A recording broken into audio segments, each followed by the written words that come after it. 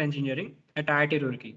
Sir has completed his bachelor's from West Bengal University of Technology, Kolkata, and master's plus PhD dual degree in geotechnical engineering from IIT Bombay in 2016. Sir joined as a research assistant in IIT Bombay in 2015. There are 25 journal publications and 23 conference publications under his name. Sir has done research under static, pseudostatic, and dynamic analysis of sheet pile walls, considering site-specific ground response analysis and behavior of soil slopes with pipeline subjected to blast loading and liquefaction effects, and have also received many grants on them. Sir has achieved so many national and international awards and honors that half of our session would be used up in telling about it. So just to name a few, recently in 2021, Sir has been awarded with Young Scientist Award by the Department of Atomic Energy, Government of India. Sir has also received the John Carter Award from the International Association for Computer Methods and Advances in Geomechanics, that is IAC MAG USA. Sir has also received Best PhD Thesis Award from IIT Bombay. Sir achieved first prize for Best Paper Award by International Society for Soil Mechanics and Geotechnical Engineering, that is ISSGME, and many more. Sir has also presented Indian Geotechnical Society on International Technical Committee, ISSGME. Sir has conducted many special lectures nationally and internationally. Sir, I duly apologize if I have missed out on some of your important achievements and awards, as there were just so many of them. So without ado, I would like to welcome Dr. Kaustubh Chatterjee and request him to grace us with his limitless knowledge and experience. Over to you, sir. Thank you very much for the introduction. Okay, so without any further delay, I'll just start with my lectures. Okay, let me just share the screen. Yeah. Okay. I guess it's visible, the slides. Yes, sir, visible. Okay. So thank you very much, and I really like to thank LD College of Engineering, Department of Applied Mechanics, for giving me a chance to present my talk on design of pile foundation under earthquake force and soil liquefaction as a part of the faculty development program on advances in earthquake safe design and construction practice. Okay. Now, basically, the topic that I'm going to talk about, pile response in liquefiable soils. I'd like to give acknowledgement to my supervisor, Professor Dipankar Chaudhary from IIT Bombay, under whose guidance I did my PhD thesis, and also to my MTech student at IIT Roorkee, Miss Lily Gurung, who also happens to be a faculty in the Royal College of Engineering, Bhutan. Okay, so we have this ICSSR, this dual fellowship. So people from abroad countries can also visit us for pursuing masters, and Lily was my student.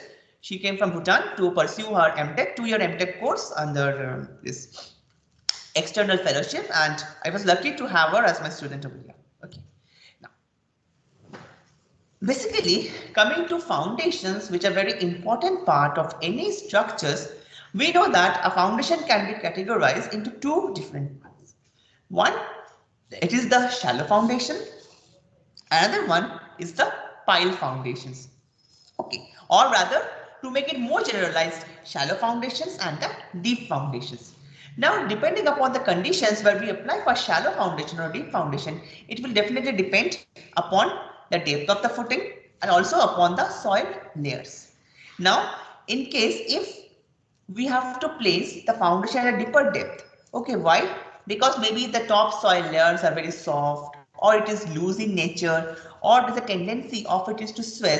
So what will happen if we place the footing at a shallow depth, then there will not be adequate bearing capacity, and under those circumstances it will not be able to sustain the external load that is coming from the overlying structures. So in those cases, what we do is that, and also one more thing, economy, as we know, being civil engineers, economy is also a very important aspect.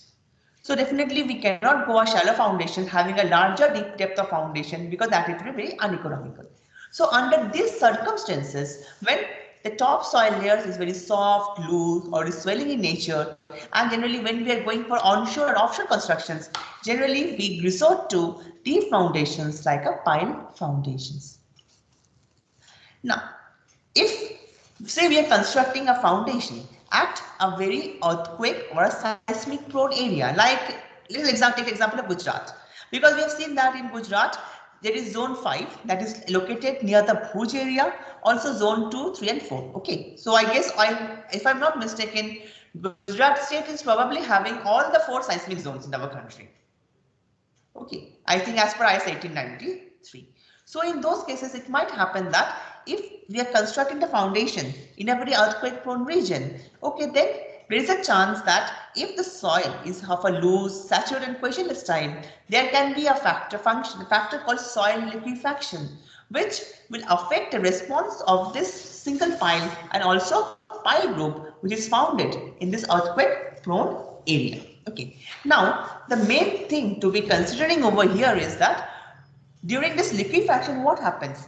The effective stress gradually keeps on decreasing and the entire load is taken by the water. So what happens? We know that sigma is equal to sigma dash plus u. So if for a particular constant magnitude of the total stress, if my effective stress is decreasing, then the pore water pressure keeps on rising. And we know in this circumstance, the shear strength of the soil also becomes equal to 0. It reduces and the soil start flowing like a fluid. This factor is called the soil liquefaction. And not only liquefaction, the different factors like what is the input ground motion, what is the site response under free field condition. Then now we are considering a superstructure. What will be the superstructure response? What is the soil pile superstructure interaction, pile soil pile interaction, and these all factors will be having a considerable significant impact on the behavior of piles in the liquefiable regions. Not only that, one example which I can give over here, that like if you recall 2001 Bhuj earthquake, it occurred in Bhuj and the tremors were felt in far off regions like in Ahmedabad, wherein it was recorded in the post office on the ground floor, on the first floor of the post office in Ahmedabad, wherein that's what we know regarding the readings of the Bhuj earthquake motion. That means that the seismic motion that had its epicenter somewhere in Bhuj, it traveled all the way to Ahmedabad city. That means what? This seismic motion is traveling from the bedrock to the surfaces are accompanied by the soil strata and causes tremors at far off places. One example of it is the 2001 Bhuj earthquake in Gujarat. Another one is the 2015 Nepal earthquake in Kolkata city of Eastern India, and the epicentral distance from Kolkata to the Bhuj earthquake, that was around more than 1,000 kilometers. I'm sorry, Nepal earthquake, that was more than 1,000 kilometers. So this means what? Path effect do play a very important role as this earthquake motions travels from the ground surface, from the epicenter, from the bedrock level to the ground surface. Now, for this study area, I have located my work to the Kolkata region. Practically, you can say because it was a part of my PhD thesis work also. Okay, and I've done considerable work on this particular location. Now, if we see the map, the right-hand side map, we can see that Kolkata is situated in south of Bengal, close to the Bay of Bengal over here. And as we can see, it is situated along the bank of the Hooghly River, which is nothing but a tributary of the Ganges, and it flows in this area, that is this Sundarbans island over here, that is close to the Bay of Bengal. Not only that, if I look at the left-hand side map, that is the seismotectonic map of Kolkata city, we can see that around Kolkata there are plenty of faults, active faults are there. Okay, more than that, this Kolkata city is located on the Eocene hinge zone, which is an indication of the high seismic hazards. Okay, maybe due to its strategic location on the seismic hinge zone, or it is located on the Bay of Bengal basin on the banks of the river Hooghly. Other faults like we are having the GK fault, the Jangipur fault, Pingla fault, the Deogram Bogra fault, Rajmahal fault, Dauki fault, Sylhet fault, Dhubri fault. Most of them are in active conditions. So we can say that this is a strategic condition of the city located in the West Bengal region state. In the past, Kolkata has also been affected by severe earthquakes. In this table, although I have listed till 2016, but the database is still continuous. Okay, maybe in the last 6 years, from 2016 to 2022, severe earthquakes have occurred in various parts of northeastern India, whose tremors have been felt across the city also. Like we have seen over here, the Assam earthquake, 1897 till the 2016 Myanmar earthquake, and also 2015 Nepal earthquake. Why is this happening? Because Kolkata is located at the boundary of seismic zone 3 and zone 4, which indicates a high seismic risk. Okay, so that shows these all are sufficient proofs, enough proof to show that the strategy, the seismic hazard that is located in this particular city. So the objective of this lecture that I am doing over here is, first what we have done, we have categorized the seismic hazard of the city as per NIHAB guidelines and based upon VS30. What is VS30? VS30 is the shear wave velocity magnitude within the top 30 meter depth. That is the average shear wave velocity in the top 30 meter depth. That is nothing but the VS30, and VS30 has been calculated by developing an empirical correlation between shear wave velocity and SPT values for different kinds of soil existing in the city, like it can be a clay, silty sand, or generalized all soil conditions. And this has been done by carrying out nonlinear regression analysis employing the power model and sensitivity analysis. That is how this equation changes when a soil type changes, because in the past no such significant work were done, because it was assumed by all the researchers that whatever be the magnitude, whatever be the type of soil, these relationships do not vary, but it does vary depending upon the soil type. After which, using this site characterization, we have done equivalent linear ground response analysis using shape computer program and also deterministic and probabilistic approach to evaluate the liquefaction potential of the city. Finally, with the maximum horizontal acceleration at different depths, the work has been extended to carry out pseudostatic analysis and dynamic analysis of single pile and pile group using a finite difference approach in flat 3D computer program and also a theoretical finite element approach. So this is how the work has been carried out. So coming to the first part, that is development of VSN correlations for different soil types that exist in the city. So I will be giving it, I will be going briefly, but if you are interested, you can refer to this paper of mine that was published in Natural Hazards in 2013. Okay, that is also available in my interface. Maybe you can download the paper and go through them if you are more want to know the details about it. Okay, so this is the map of Kolkata city that was used, and this location shows the different locations from where soil data was collected. Overall, more than 450, that is around 500 borrow locations were taken across 75 locations in the city, and nonlinear regression analysis was done using the power model in the present study. And using this power model, various terms like regression coefficients, residual mean square error, coefficient of correlations, they were obtained.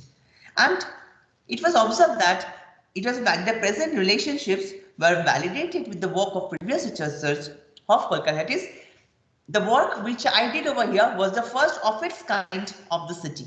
This relationship that I derived. Other researchers, what they did was that they employed the relation that was existing for some other regions, and due to the similarity of the soil type, those particular relations were utilized for the city. Say for example, if the soil type of Kolkata, because it is located along the coastal region, has some similarity with the soil type maybe located in the Chennai region. So what people have done, just to use the validation, they might, just for you determine the shear wave velocity, and if they know the SPT values, then the relationship for Chennai was used for Kolkata, just because owing to its strategic location. But in the work that we have done over here, we tried to establish relationship itself for the city using the soil types existing over there. Okay. Yeah. Sorry. So this was how the relationship was developed. That is, power factors were further truncated to 2 decimal places, and finally the sensitized correlations, so which can be used practically, were obtained. That is, we can see that VS is equal to 78.21 and to 0.38 for all soils, and it changes as it changes from clay to silt and silty sand. And this is how, if you look at this particular graph over here, we can see that as Vs value changes with SPTN value, we can say that in case of silty sand, the shear wave velocity is coming to be pretty high as compared to other kind of soils, and we can say that soil types have a significant influence to play on the proposed correlations. What does that mean? That means the proposed empirical correlations are very much sensitive to the soil types. Similarly, again the same thing, that's what we have done over here. What we find that for various kind of soils existing over city, the value of Vs for all soil, silt and clay shows little variation. However, if we are considering for a silty sand, the shear wave velocity is very high as compared to the other type of soils. Okay, so this shows that even if it is corrected in value or it is uncorrected, a similar trend is observed, and from which we can conclude that there is a significant influence on the proposed correlations by the particular soils. Similarly, that's what I was told to people a few minutes back, that I tried to validate my relationship with some other relations, Shuli and Narayan and Govindaraju and Bhattacharya, who have employed the relationship for some other regions to obtain the shear wave velocity of Kolkata city, and I found that they were almost following a similar trend of results. Also, it was validated with the relationship proposed for Delhi, Bengaluru, Chennai and Mumbai by different researchers in the past, and we found that the trend almost lies the same. So we can say that the work that was proposed in the present study, it compares well with the work of the previous researchers. Another important thing is that the seismic characterization of the city. For that, what we have to do? For that case, we have to obtain what is the shear wave velocity or the VS30 value for the top 30-meter depth. So I have taken or considered rather two strategic locations of the city and obtained the variation of shear wave velocity with depth and calculated what is the VS30. It was found that from my present study that in most of the cases, the VS30, that is the average shear wave velocity for the top 30-meter depth, was lying between, in some places, less than 360 but more than 180 meter per second, and in few cases it was coming out to be less than 180 meter per second. So, as per NIHAB guideline, the National Earthquake Hazard Reduction Program, as per the NIHAB guideline, the city is categorized into Class D and Class C soil site as per NIHAB code. So this clearly shows that the seismicity is highly susceptible to seismic hazard in the past, and if there can be a chance of great destruction if a severe earthquake occurs in the future, sorry. The next part of this work is using the VS correlation that we have obtained. We have carried out seismic equivalent linear ground response analysis of Kolkata city, and this work is published in Proceedings of the National Academy of Sciences, Section A, Physical Science. Okay, so you can download the paper if you're interested and go through them. So what we did is that we carried out ground response analysis for typical soils such as Kolkata city using Sheikh 2000 computer program, and we have selected 5 different earthquake motions. What are those? 1989 Noma Gilroy, 1994 Northridge motion, 1995 Kobe motion, 2001 Bhuj, and 2011 Sikkim motions were used. Okay. Now the question arises, why we use these motions only? When you are doing a ground response analysis, our target will be, we have to use the ground motions in such a manner such that it represents a wide variation of the ground motion parameters like ground acceleration, the predominant period for which it acting, the frequency contained, and other parameters. So that has to be distributed. We just cannot stick to a particular range. Say, I'm just considering all earthquake motions that is having a PGA of, the MHI, the bedrock level acceleration of say around 0.3 G. No, that has to be varied. Or not only varied, it should be ensured that they're acting for different time periods also. So those are the things that we have to consider before selecting the ground motions. And as a part of the validation, we found that natural period, that is after doing the ground response analysis in Sheikh, the natural period that we obtained from the Sheikh analysis, and they are found to be quite in agreement with the empirical analytical expressions that is given in Creva, that is T is equals to 4 summation of H by Vs, where H and Vs summation means what? It represents the thickness of the layer and the shear wave velocity in that particular layer. So that's what we have to do. And we found that the difference lies within around 10%. So it's well taken into consideration. Next is, whenever we are doing the groundlessness analysis, we have to select appropriate modulus reduction and damping ratio curves. So in the present study, the modulus reduction curve and damping ratio curve for sand and clay was chosen as for seed and Idris 1971 and Vucetic and Dobry 1991 respectively.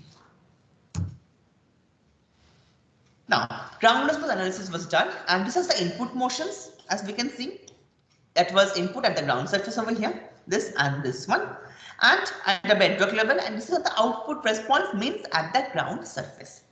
So what we see over there that for the first case, when 2001 Bhuj motion was used, it has having a bedrock acceleration of 0.16106 g, and the output response on the ground surface was around more than 0.4 g. That means this input motion is amplified by more than 4 times as it passes from the bedrock towards the ground surface. Similarly, Lomax-Gilroy motion, which was having around a bedrock acceleration of 0.37 g, we find that it amplified to around, the output response is more than 0.6 g. So it also shows an amplification factor of close to 2.5. Okay, that means amplifier factor means what? By how much times the bedrock level acceleration gets amplified when it passes through the soil layers once it reaches the ground surface. Yes, that is maximum horizontal acceleration g at a particular depth divided by the maximum horizontal acceleration at the bedrock level. So here I have plotted MHA versus ground level, and here I have plotted the amplification factor with respect to ground level. What we see? We see that the maximum amplification factor is 4.1 due to 2001 Bhuj motion. But if I recall, showing you this particular site, what I see is that Bhuj motion was having a bedrock level acceleration of 0.106 g, right? Whereas Kobe was having a bedrock acceleration of 0.834 g. Now the question lies, why an earthquake motion having such a high bedrock level acceleration did not amplify much more than an earthquake motion like a Bhuj motion, which was having a very low bedrock acceleration? Reason is that bedrock acceleration is one of the governing factors, but the amplification and destruction, it also is guided by the frequency content and the predominant time period for which this motion is acting. Bhuj motion acted for a longer time span. So the change of positive to downward, because we have seen that this kind of motion, random motion, is a positive and negative cycle. So the number of cycles is much more higher as compared to Kobe motion. As a result, it was seen that the amplification caused due to Bhuj motion was very high as compared to Kobe motion, okay, which was almost having 0.834 g on the bedrock level. Clear? That's why this shows that soil layers have a great influence on the ground response analysis. Okay, this is the response spectrum curves. Okay, what we see that 2.12 g and 3.84 g was the spectral acceleration observed due to Kobe motion, whereas Bhuj and Sikkim, okay, and from this graph, what we can observe is that Bhuj and Sikkim motions, they were having more influence on structures having a shorter time period because they attain their peaks at a very small time, whereas Kobe and Northridge motions, which attain their peaks at a longer time, they are found to be more detrimental for structures that are having a longer time period. Okay, that is the main outcome from this response spectrum curves. So basically, this is the ground response analysis that we have done. We found out the amplification factors. We have obtained the the response spectrum curve from it, and from this was the conclusion that we could attain or we could make out from this. Okay. Now, with this ground response analysis being done and an empirical correlation between shear wave velocity and SPT-M value being obtained, our next target was to carry out the liquefaction analysis using deterministic and probabilistic approach for the Kolkata city. Okay, so this portion of the work has been done by my former previous MTech student, Miss Lily Guru, who also happens to be a faculty member in Royal College of Engineering in Bhutan. Okay. So liquefaction, as I've explained to you, is a phenomenon and one of the most complex and interesting topics in the field of geotechnical earthquake engineering. Is a process in which a mass of loose, saturated or partially saturated questionless soil loses its shear strength and stiffness due to application of external dynamic loading, which can be an earthquake load, it can be a blast load or any other loading, and it behaves like a liquid. It occurs when the effective stress of the soil is reduced essentially to zero and there is a complete loss of shear strength of the soil mass. Okay, and the soil starts flowing like a fluid.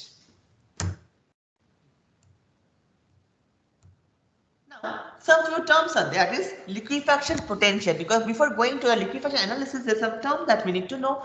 Liquefaction potential is how much potential the soil is susceptible to liquefaction under the action of any dynamic loading.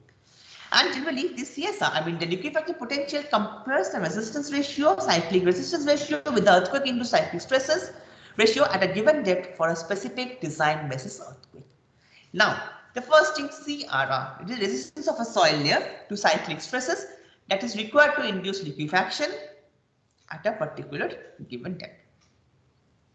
External loading generates the cyclic loading that induces liquefaction, and this is resisted by the soil layer. So this resistance of the soil layer to the externally applied cyclic stresses, this is called the cyclic resistance ratio or the CRR, resistance of a soil layer to a cyclic stress required to induce liquefaction at a given depth. Now, there are different empirical relations by which we can determine the CRR. Like we have the SPT using N160CA, that is a clean science corrected one.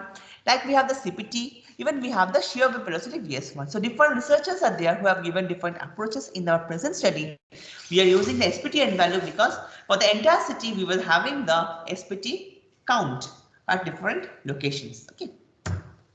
Next we have the cyclic stress ratio, that is seismic demand on a soil layer depending upon a peak ground acceleration and the associated moment magnitude of an earthquake.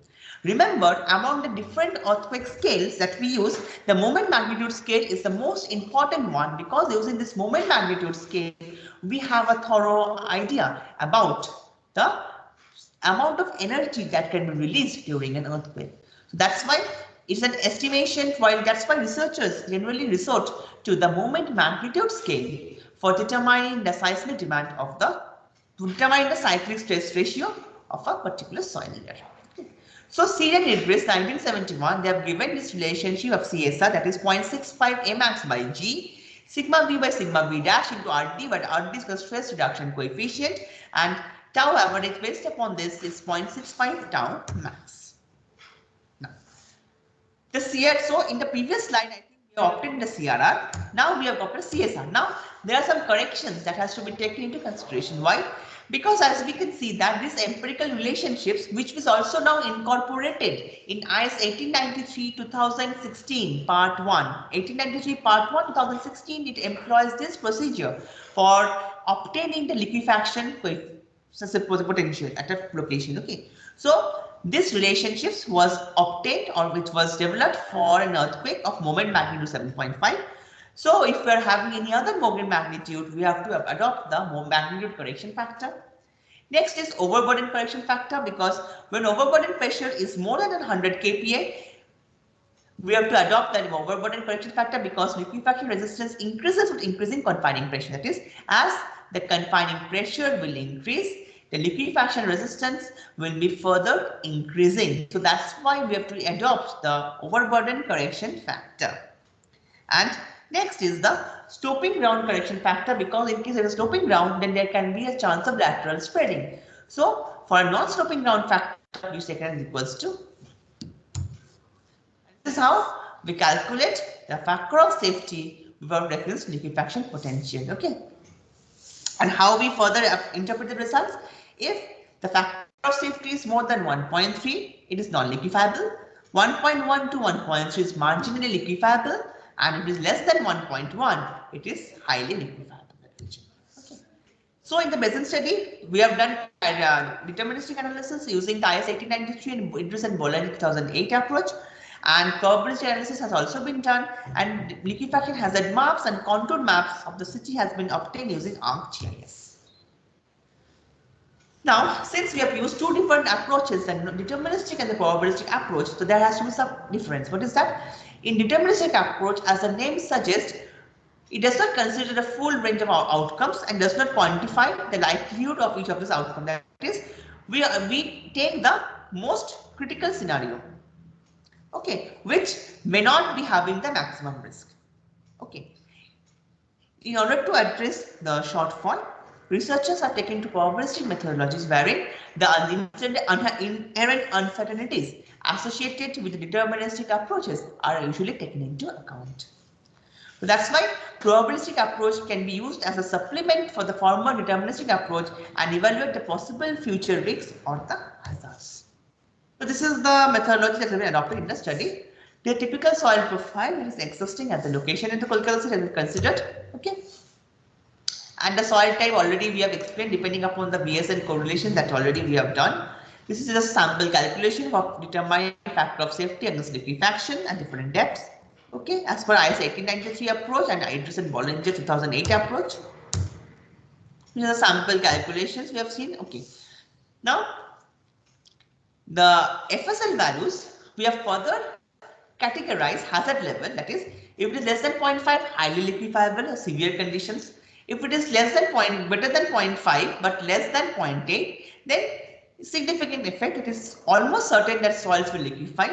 If it is more than 0.8, less than 1.1, then it's a moderate approach, that is very likely it is going to liquefy. More than 1.1 but less than 1.3, that means no, soil may or may not be able to liquefy, okay, depending upon locations. And if it is more than 1.3, it is highly non-liquefied, that is, soils will not liquefy at all. So this is the hazard level classification in terms of a factor of safety against liquefaction. Next is the probabilistic approach, which considers the uncertainties of geotechnical data and seismic parameters, and first or the second moment method has been adopted to estimate the uncertainty of the dependent variable as a function of the variances. It's a simple procedure and it uses the input variables variances to determine the uncertainty of the dependent variables. Okay, and that is what has been adopted in this particular cases over here. So as we said that for different factors, we have to take into account the coefficient of variation from input parameters. So this was taken as per Christian and Baker 2016. And for this reliability analysis, liquefaction is expressed in terms of probability of liquefaction PL, and this is determined using the reliability index beta. And we know that PL is equals to 1 minus beta, which can be determined using the standard normal distribution tables, and log normal reliability index beta has been used like using this particular correlation. So once we obtain the beta value, PL is 1 minus beta, but beta is the reliability index. Okay, that's how we obtain the factor of safety against liquefaction using this probabilistic methodology. So opposite to the FSL values, here what we are having, PL is less than 0.15, that is almost certain it will not liquefy. Remember, there we have categorized the hazard level in terms of factor of safety against liquefaction FSL. Here we are categorizing the hazard level in terms of probability of liquefaction or PL. Okay, so almost certain that the soil is not going to liquefy, PL is less than 0.15. Unlikely, PL more than 0.15 or less than 0.35, that is stage 2. With PL, that is probability liquefaction greater than 0.85, that means almost certain that the soil is going to liquefy. Okay. So this is the analysis for the probabilistic approach for BH1, and okay, and the results were obtained. We have used different magnitude of earthquake from 6.5 till 8 and Amax of 0.24 G. Why? Because the city is located in the boundary of zone 3 and zone 4. So we on the higher side, we have taken the Amax of 0.24. And why this earthquake? Because it is been observed from literature that earthquakes of this particular magnitude have affected the city in the past. The factor of safety of liquefaction yielded lower FSL values, okay, and which more than 50% of locations in Kolkata being susceptible to liquefaction as per IS 1893 approach.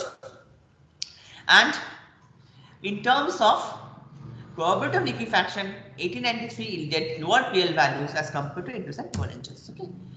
Next, using ArcGIS, liquefaction hazard zonation and contour maps were developed, which are nothing but a representation of the degree of potential area of liquefaction susceptibility and having depth of 10 meter, 20 meter and 30 meter respectively.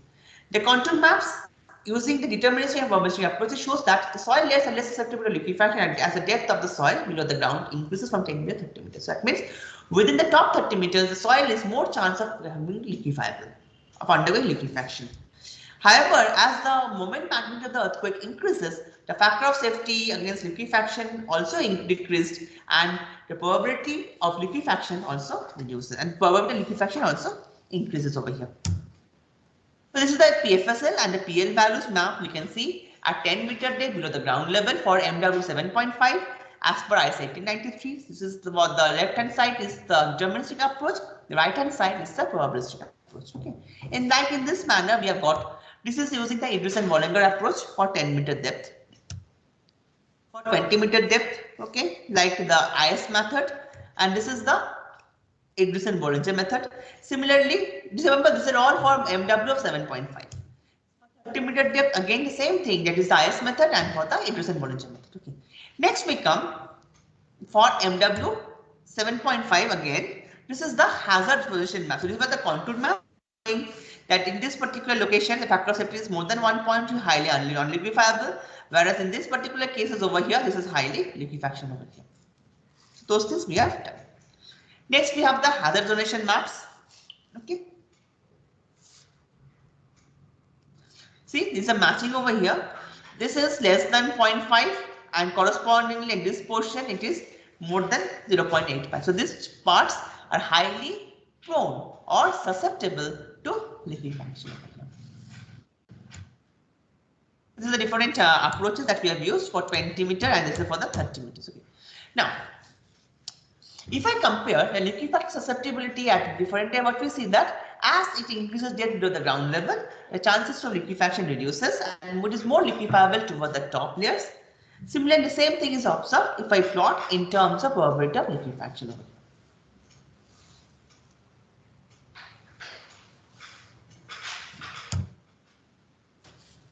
This is the factor of safety versus depth. So as the moment magnitude of the earthquake is increasing, definitely the factor of safety is less. Using either the IS 1893 approach or using the Idris and Bollinger approach. Okay. Similarly, for the probability of liquefaction, as it goes below the ground surface, it is more towards the top, it increases, and as it goes, probability of liquefaction reduces. So it is completely opposite. FSI, I mean not opposite means factor of safety with liquefaction, they are portraying the same thing again and again. This is as per Idris and Bollinger. So coming to the conclusion of the liquefaction study is that the two approaches yielded different factor of safety and probability of liquefaction values for same soil data, with IS method giving higher FSL values and lower probability of liquefaction values. Okay, the liquefaction hazard map indicates the risk of seismic location liquefaction in Kolkata city is high in most of the locations, especially in central and eastern regions, and it increases with increasing magnitude of the earthquake. And this work will be very important for carrying out geotechnical planning and design of any structure and for disaster mitigation in the city.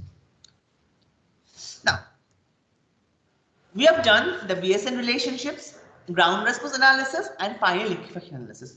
So, employing all these things that was carried out, the next work was to do pseudostatic analysis of vertically and laterally of a single pile using some FEM.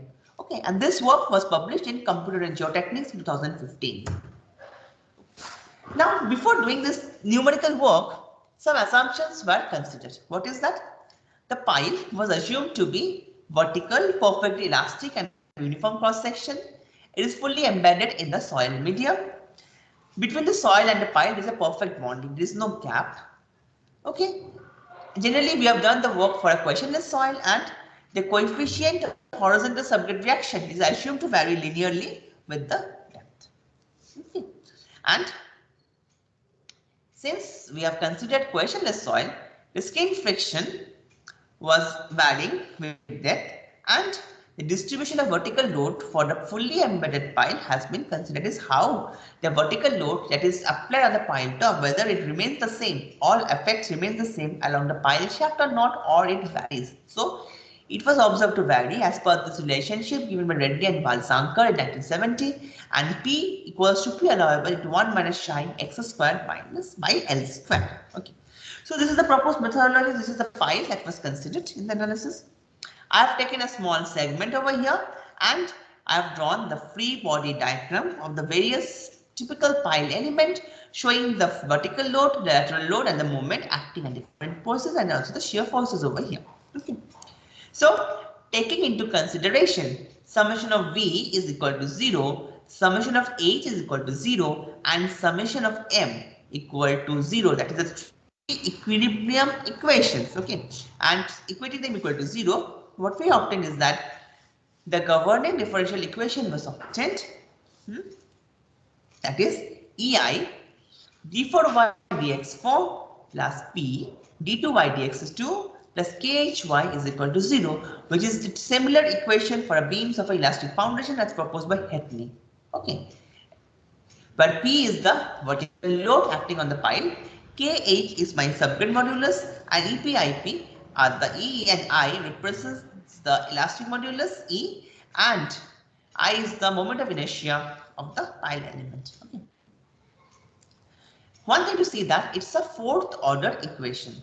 So definitely if I solve this equation using any numerical techniques, the governing solution will also having 4 constants. So what are the equations? It comes out to be yx is equals to c1 e to the power of beta x by h plus c2 e to the power of minus beta x by h cos alpha x by h plus c3 e to the power of beta x by h plus c4 e to the power of minus beta x by h into sine alpha x by h, where alpha, beta, lambda is given by these particular functions over here. Next is, I have taken the boundary conditions over here now. My main target will be to obtain the 4 constants C1 to C4. So I have taken a single pile element and I have utilized the stiffness approach, that is boundary condition 1, when at pile top x equal to 0, I am applying an unit displacement keeping rotation is equal to 0, and at the bottom both rotation and displacement is 0. That is how the degree of freedom of a typical pile element has been considered in the setting. In this way, BC boundary condition 1, 2, 3 and 4 were considered, and using these 4 equations that we have obtained over here, we have used to obtain the 4 boundary constants over here. Okay, how? Let's see. I have taken them and then by solving, I will get a 4 by 4 ordered matrix. Okay, unit matrix will be obtained. Then the integration constants are determined. Next is, it's like this manner, there are similar elements in there. So I've taken a single pile element and using the integration constants, I have tried to write down the element stiffness matrix. If you're interested in the details about it, you can refer to the computer geotechnics paper. You will be getting complete details about the same. The entire methodology has been given over there. Okay, and then once I obtain the element stiffness matrix, I take it and play in the determine the moment and force in the individual pile elements using the computed displacement and rotation. So I get the force, from this I get y and theta, that is the translation and the rotation, and from that I get the force and the moment at various nodes. The FEM model that I have done by writing my own code, that was validated under static conditions using the field work of Karasev et al. 1977 and the normal and the work of Karthikeyan et al. 2006, and under pseudostatic conditions using the work produced by Leonapatharan and Fora 2005b, the dynamic centrifuge test result of 1997 by Abdown et al. And the results were found to be close matching with the existing equation. So we can say that the methodology that I obtained, that I propose, can be as well validated.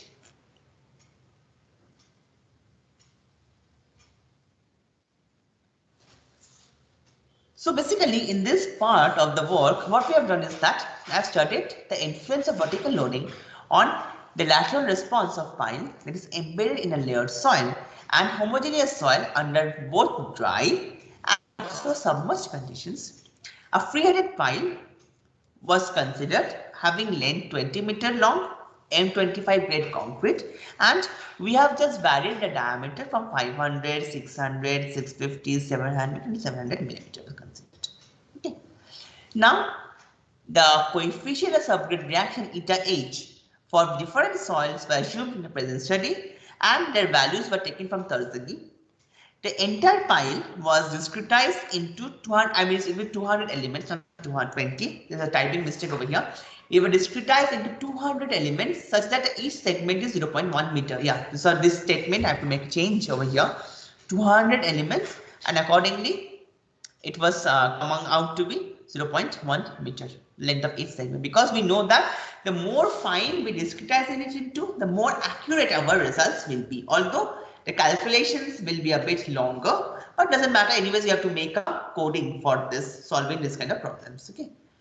Nonlinear static load analysis was carried by considering degradation of modulus of subgrid reaction with strain as per Prakash and Kumar 1996. Okay. And in stage 2, we have done the groundlessness analysis, and using that MHA value at different depth that was obtained, the externally applied pseudostatic load vector was obtained from groundlessness analysis using the different seismic ground motion that was considered in the study. Okay. And finally, the results of this present study were presented in terms of the pile bending moment, pile deflection along the pile depth, and they are normalized. Actually, we have shown the result in normalized terms like dimensionless bending moment, dimensionless deflection, and plotted again depth coefficient or normalized. Okay. The first case is different kind of ground motion. Now, how did we obtain the lateral load acting? We have seen that as per Reddy and Valsankar, distribution of vertical load at each depth is given by this particular term, and whatever is the P you're getting, lateral load was obtained like alpha into P into MHA. But alpha is a constant as per GRA, line varying from 0.1 to 0.3.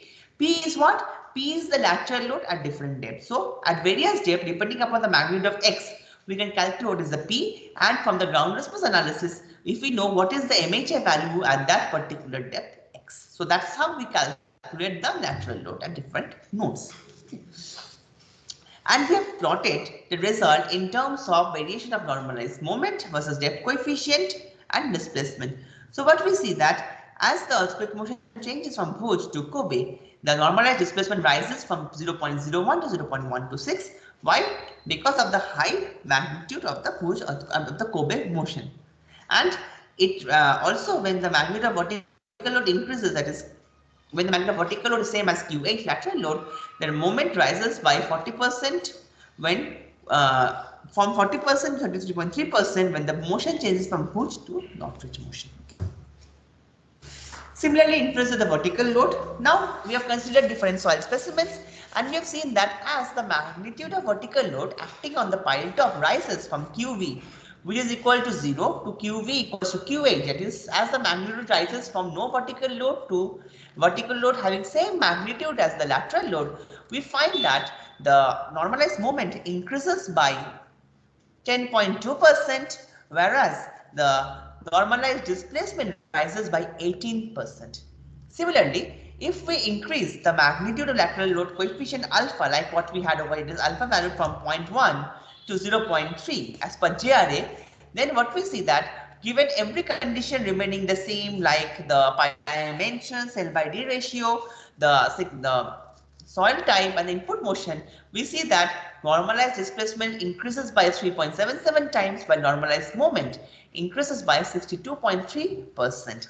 So this shows that influence of vertical load and lateral load coefficient has a very important role to play on the normalized moment and the deflection. Next is influence of liquefaction on the behavior of single pile. So we know that in case of a liquefaction, what will happen? There is a degradation of the modular stiffness, and we have explained, as I've explained to people before, that due to a loss in shear strength of the soil specimen. So degradation of subgrid modulus occurs for liquefiable soil as per Tokimatsu, and a scaling factor has been employed, varying values from 0.001 to 0.101.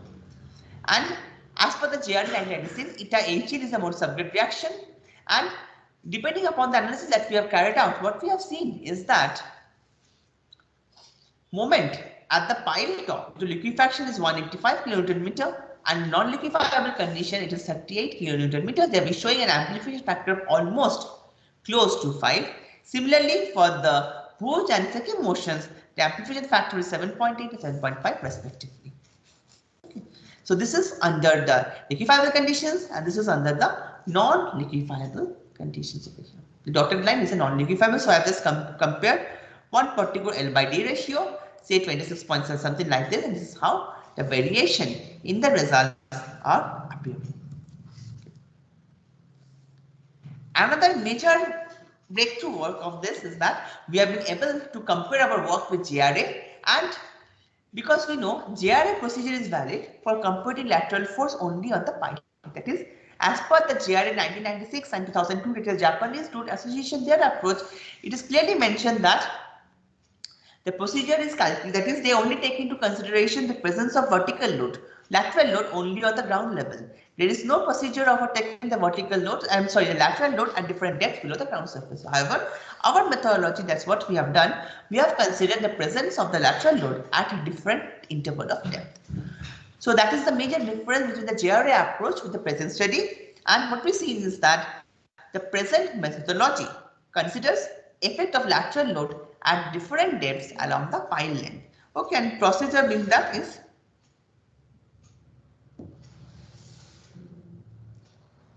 we have calculated over here.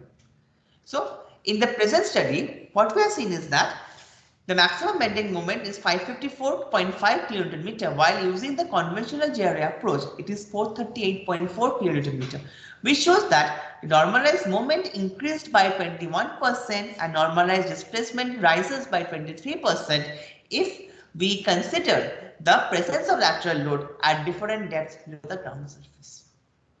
Okay, so that is the major difference with the present study, and which also shows that how the present work is more realistic because it considers the presence of load at different depth below the ground level. After doing the pseudostatic analysis,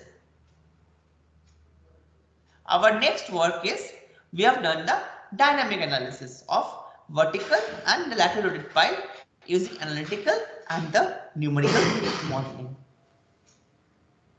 Okay. We have done the dynamic analysis of vertical and laterally loaded single pile using analytical and numerical modeling. So this work has been published. Actually, I am lucky to have two different papers. One is International Journal of Numerical Analytical Method in Geomechanics. Another work is in Bulletin of Earthquake Engineering. Okay, so both there is a theoretical analysis and FEM and FDM. So two papers for two different parts.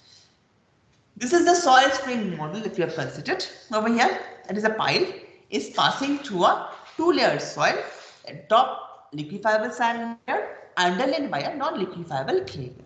Okay. Now this is the pile. This is a soil reaction. This is in the form of springs.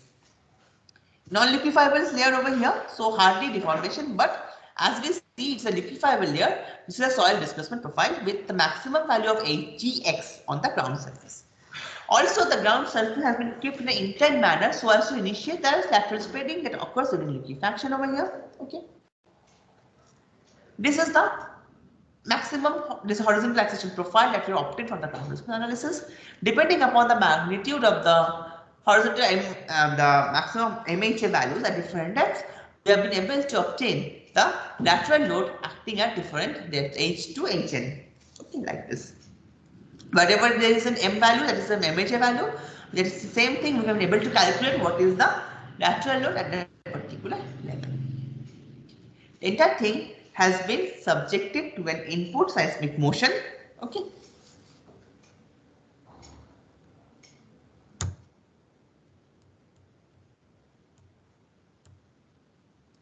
So, what is the governing differential equation? Under this circumstance, wherein we take into account the ground motion, wherein we are taking into account the ground displacement on the surface, the equation becomes EPIP d4 by dz4 plus P d2 by dx dz2 plus eta ht y minus yg is equal to 0. So, there is another term, that is the yg term, that is added over here. And this yg can be expressed as gx cos pi z minus L liquefiable by 2L non-liquefiable, but L liquefiable is thickness of the liquefiable sand layer and N liquefiable is the thickness of the non-liquefiable stiff clay layer. So y is given by this particular term over here, and alpha and beta again are the constants whose values depends upon these things. One thing which you can see over here that lambda square is given and is a term called zeta, where zeta is nothing but is a function of the thickness of the liquefiable and the non-liquefiable, also on the vertical node, in addition to the diameter of the pipe, and the permanent ground displacement, that is nothing but Gx.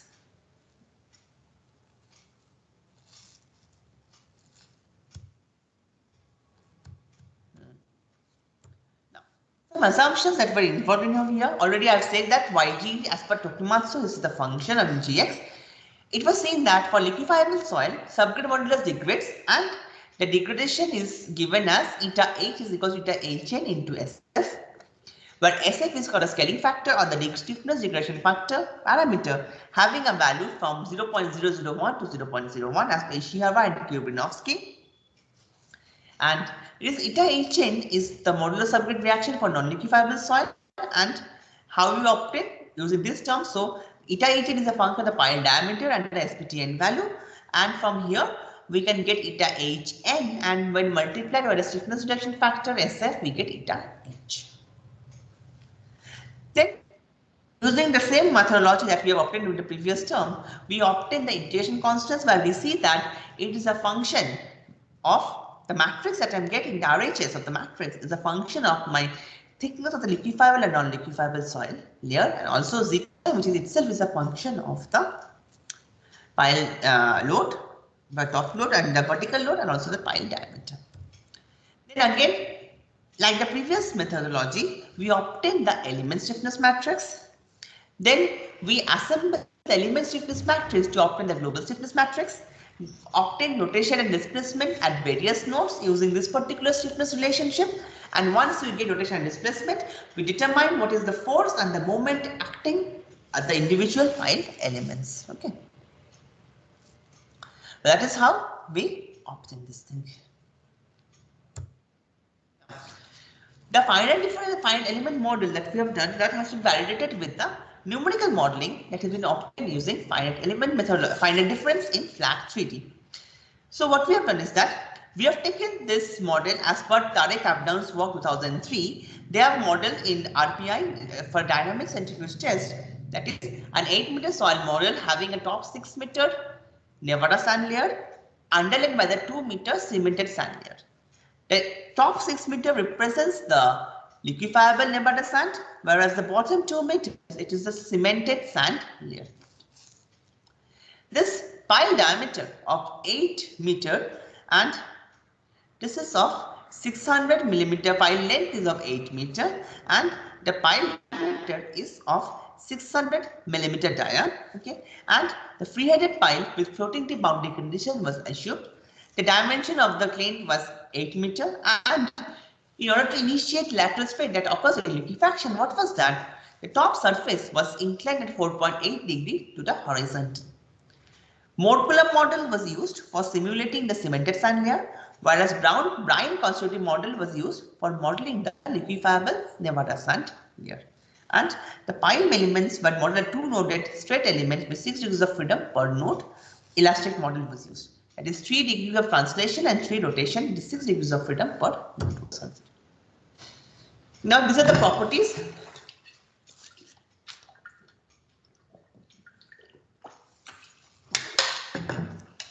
That was considered, and these properties were further taken from Abdown et al.'s work. So this is the properties of the soil. There is Nevada sand layer and the cemented sand layer.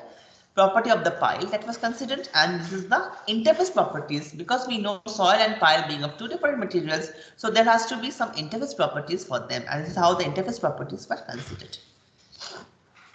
This is a boundary condition, a free field boundary condition were chosen. Why? To prevent the reflection of waves at the boundary of the model, so that allow the wave to pass. It is like a free field condition. That is what will exist in the field. That is, the waves will be allowed to move away, pass away. They will not be allowed to come back inside the ground specimen, okay, within the structure again. And dynamic liquefaction analysis is conducted, and by assigning liquefaction model by Brine to the Nevada sand layer, and the model parameter was the function of the relative density of the sand layer. efficiency of a brine model is a very important thing. That is why we consider the brine model. So what we did is that a soil specimen of 76 millimeter length and 38 millimeter diameter that was taken, and the efficiency of the brine model was induced in liquefaction is illustrated using a hypothetical cyclic fractional test of a specimen which is having a length of 76 millimeter and 38 millimeter diameter, and the same was simulated using flat-footed computer program. Okay, this specimen was subjected to 40 uniform cycles, a sinusoidal loading and consisting of 40 cycles and having a frequency of 2 Hz. Remember, all this is taken from the up-downs paper. And it was subjected to a confining pressure of 30 kPa, which is corresponding to mean confining pressure in Nevada sand layer, which was used in the study of up-down 2003. And this is the result of cyclic fractional test. The axial strain development with number of load cycles were presented over here. Similarly, the excess pore water pressure is observed to increase monotonically in a harmonic manner, and it is converges towards RU equals to 1. This is the excess pore water pressure ratio, where RU is the excess pore pressure ratio.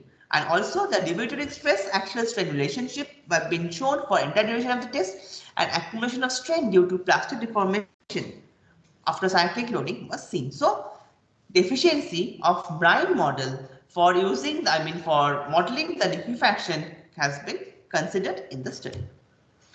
So again, the validation was done. That is that up-downs work we have used for validating both the flat theory analysis and the analytical model, like the theoretical, the FEM methodology. And we see that in up-downs work, this 130 kN, the maximum moment, whereas in the FEM and the finite difference model, it comes out to be 121 and 127 kN, the moment. And similarly, the deformation comes out to be 27, 31 and 30 centimeter as per the 3 methodologies. Our another achievement of this work was we found out what is the optimum depth of the liquefiable soil layer that will have a very important role to play on the pile response. So what we did is that we varied the depth of the pile liquefiable layer to the total length of the pile into stages of 0.2 from 0.2 to 1, and we saw that as it increased from 0.2 to 0.6, the deflection and bending moment both rises, but beyond 0.6, deflection falls, and similarly the bending moment also decreases. When L liquefiable by L becomes 1, then the pile behaves almost like a rigid structure. That is, it rotates about a particular point with the maximum displacement on the top and the negative displacement at the bottom. Okay, and the maximum bending moment occurs at the interface of the liquefiable and the non-liquefiable soil layer, and its value is maximum when L liquefiable by L ratio is approximately close to 0.6. Similarly, when we have considered the presence of vertical load, that is 5 different conditions of pseudostatic vertical loading were considered, varying from 0 QH to QH, we saw that when there is no vertical load acting on the top, the minimum inertial bending and deflection is of 10.2 kN and 1.2 cm. However, when vertical loading magnitude keeps on increasing, what we see is that it increases to 181 kN and 21.1 cm when QV becomes equals to QA. That means presence of vertical load on the pile top under seismic conditions has got a very important role to play, because it initiates or generates excess moment and excessive deflection. So that has always need to be considered for any analysis. Kinematic loading has a significant influence on the pile response when compared to smaller magnitude of inertial loading. And pile bending moment and pile and deflection is considerably increased in liquefiable soil under inertial loading due to bending buckling interaction. That is, this phenomenon is called the bending buckling interaction.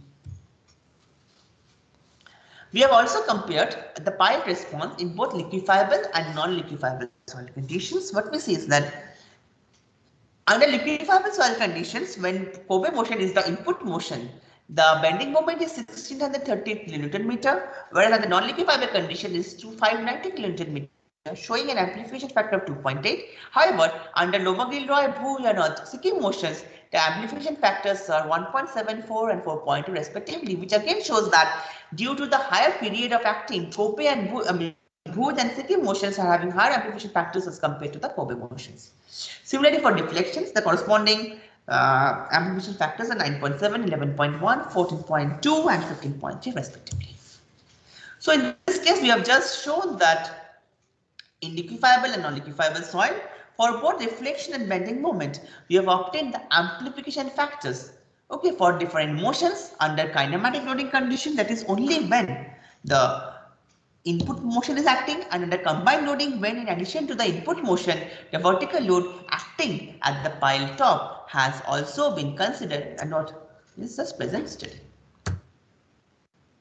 Also, we have obtained the P delta curve, that is, which shows that how the displacement varies when the vertical load acting at the pile top is increased. What we see is that beginning when there is no vertical load, that is under the kinematic conditions, the deflection is there. However, when the magnitude of vertical load keeps on increasing, it is seen that for a given lateral load with increasing magnitude of vertical loading, the pilot deflection also keeps on increasing. Similarly, a same thing is also observed for the for the bending moment, where this is for the kinematic loading, and when for a particular lateral load, when we keep on increasing the magnitude of the vertical loading, definitely the bending moment is also increasing. The next part is, now we have shifted the work from a single pile to the pile group, and we have done the dynamic analysis of 2x2 pile group in liquefiable soil subject to bending bond interaction using flat 3D, and this work has been published in Arabian Journal of Geosciences and also in Bulletin of Earthquake Engineering. Okay. So basically this was the 2D model, 2x2 pile model that was considered in flat 3D for the analysis. Okay, it comprised of an 8-meter long polydetermined piles, and these piles were placed at a spacing of 4D, 600 mm being the diameter of the piles. An aluminum pile cap was used, having dimensions of 3.5 meter by 3.5 meter by 3.5 meters. And again, like the previous model, in order to initiate the lateral spreading that occurs during liquefaction, the ground surface was inclined at 4.8 degrees. Okay. The results was further validated. The flat result was validated with the scientific test results of Down et al. And what we saw is that the results are almost in close proximity. Okay. Next is, we have compared the free fill ground displacement with time and also the pilot deflection with time. It is observed that both maximum displacement occurred at some point during shaking, and after which it decreased and remained constant with time. That is, after reaching the maximum displacement, it decreased or remained constant with time. What is this? Means the liquefiable soil has undergone already local failure against the pile foundation, and hence such a variation is being seen. So this is the variation of the numerical model with dynamic scientific test result. We see that dead below the ground surface, and if we plot the free fill ground displacement, what we see in Down et al. On the ground surface, it is around 85 centimeter. It's 92.87 centimeter, whereas in our study it's 92.5 centimeter. And in this portion from 6 to 8 meter, no such displacement is observed. Why? Because it is the non-liquefiable age soil. This figure again shows in 2 dimensions the pile group model that we have considered in the study. Okay, this is 2x2 in 2-dimensional and 3-dimensional respectively. Next study that we have done is that what is the depth of the liquefiable soil layer and the kinematic. Okay, in a similar manner under both kinematic and combined loading condition, we have done from 0.25 to 1, and we have seen that as the depth of the liquefiable soil layer increases from 0.25 to 0.625, the bending moment rises, and beyond which it again reduces. Okay, and for L liquefiable by L ratio 0.625 under kinematic loading conditions, in the front pile, the bending moment is 72.3 kN, which rises to 88 under combined loading, whereas in the rear pile, it varies from 63.1 kN to 75 kN. Similarly, deflection rises from 13.6 cm to 15 cm for both kinematic loading to combined loading conditions. Similarly, in the seismic motions, what we see that a negative bending moment is observed on the top of the pile because it is rigid connection between the pile cap with the pile group, and almost similar magnitude of positive moment is observed at the depth of the liquefiable and non-liquefiable layers, and after which it almost becomes equal to 0. It is because why it is at the negative moment is outside the top, because of its rigid connection and it is fixed to the pile cap. This is again the pile group displacement that is being observed over here. So on the kinematic loading and combined loading, this comparative study is done. It is seen that again, whatever with the ground motion, it increases as the loading intensity is increased. Again, from the S by D ratio, it is observed that as the S by D ratio changes from 2 to 3 to 4, what we see is that for the in S by D ratio, when the two piles are very close to each other due to interference of the neighboring field, the bending moment is higher. Okay, under both kinematic and combined loading conditions. Again, the influence of vertical load we have studied. That is, we have seen that when for an S by D ratio equals to 3 under for dynamic loading conditions, so we see that for a given lateral load, as the magnitude of vertical load keeps on increasing, the deflection also rises, where it is subject to different earthquake motions. Say for example, like this Loma-Gilroy motion that is what we have seen over here, we see that for 600 kN load, the bending moment rises from close to around 10 centimeter to it almost increases to 17 centimeter. When V increases from 0 to V ultimate is acting on the pile top. This is for liquefiable soil, and similarly this is again for non-liquefiable soil. So depending upon the results, we have done a three-dimensional plot over here for 1995 Kobe motion and 2001 Bhuj motion, showing that my Y final, that is the final deformation by initial displacement, as a function of the S by D ratio and the V by V ultimate. So this varies from 0 to 1 and S by ratio 2, 3, 4, and we have seen that how Y final by initial represents what? At the kinematic condition. What is my deformation or displacement when it is no vertical load, and as it is keeps on increasing, how it is correspondingly rising. So here we see that for lower value of S by D and higher values of V by V alt, the Y final by Y initial, this ratio is almost very high. So coming to the conclusions from the present study which we have done over here, what we see is that the shear wave velocity magnitude to 30 meter depth for all soils have been computed, and it lies from 175 to 230 meter per second, thereby classifying the city as class C and class D and classes D and E as per the HUB guidelines. Sensitivity analysis indicated the magnitude of shear wave velocity at a particular site is highly influenced by the soft soil strata existing at the region, and silted sand showed an increase of BS value by 30.5% when compared to silt.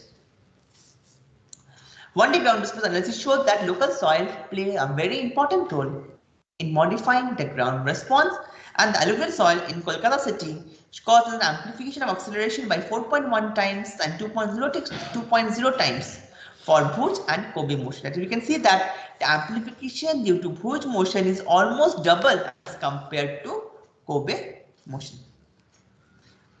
It is observed from serosity analysis of point that as input motion changes from Bhuj to Kobe, normalized moment rises by 40%. Similarly, for Sikkim, Loma Gilroy and Northridge, the increase is 2, 15 and 33% respectively when compared to Bhuj, which due to higher intensity of motion leads to higher magnitude lateral load acting around the point. The next conclusion is as the lateral load coefficient increases, normalized displacement rises by 65% and moment rises by 53% in saturated medium sand and subject to Kobe motion when lateral load coefficient increases from 0.1 to 0.3. Maximum bending moment occurs at the interface of the liquefiable and non-liquefiable soil layers, and when depth of the liquefiable soil layer is around 60% of the total length of the pile. A high moment and deflection of amplification factor is observed when 2001 Sikkim motion is used as compared to 1995 Kobe motion, okay, because of the higher period of the Sikkim motion as compared to Kobe. When we are having small magnitude of inertial loading, the pile's response is affected by the kinematic loading, that is the input earthquake motion. However, when the magnitude of lateral load or the vertical load, that is the inertial load acting on the pile head or the pile depth is increased, both pile bending moment and deflection is rises by 53% due to action of the inertial loading only. Okay, so smaller magnitude of inertial loading, pile response is affected by the kinematic conditions, whereas for higher magnitude of loading, it is affected by the inertial conditions. Dynamic analysis of 2x2 pile view shows an increase in bending moment and deflection by 40% in liquefiable soil when in addition to kinematic loading, inertial loadings are also considered in the present analysis. Okay. So thank you very much. Thank you.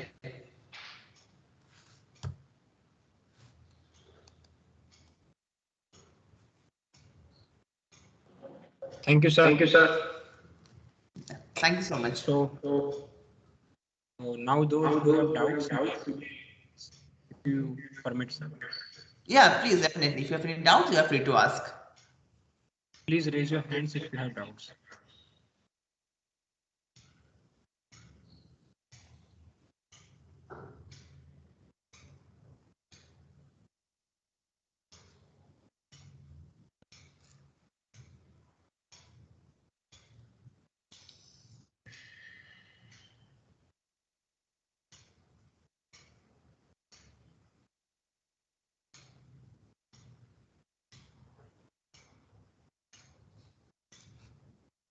Sir, I think no one has doubts, right? Okay. No problem, sir. No. Okay, no problem. Thank you, sir. Thank you, sir, for this session. It was as depthful as your CV is.